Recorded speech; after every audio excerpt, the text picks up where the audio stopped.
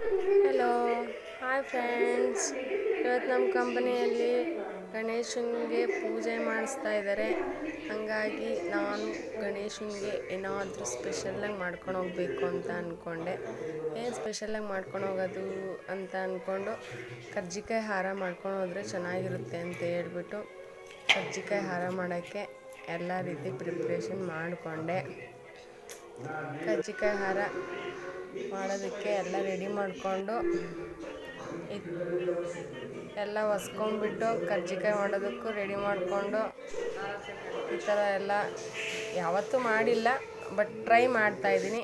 ಹೆಂಗೆ ಬರುತ್ತೋ ಏನೋ ಗೊತ್ತಿಲ್ಲ, ನೋಡೋಣ ಹೇಗೆ ಬರುತ್ತೆ ಅಂತ. ಫೈನಲಿ ಕರ್ಜಿಕಾಯಿ ಎಲ್ಲ ರೆಡಿ ಮಾಡಿಕೊಂಡೆ.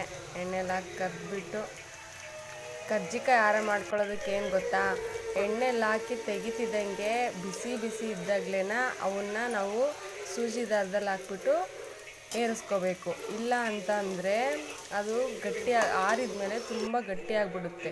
ಅವಾಗ ಏರಿಸಿದ್ರೆ ಪುಡಿಯಾಗಿ ಒಡೆದೋಗ್ಬಿಡುತ್ತೆ. ಫೈನಲಿ ಕರ್ಜಿಕಾಯಿ ಹಾರ ರೆಡಿ ಆಯಿತು. ನಾಳೆ ಗಣೇಶನಿಗೆ ಕರ್ಜಿಕಾಯಿ ಹಾರ ಹಾಕಿ ಯಾವ ರೀತಿ ಬಂದಿದೆ ಅಂತ ತೋರಿಸ್ತೀನಿ.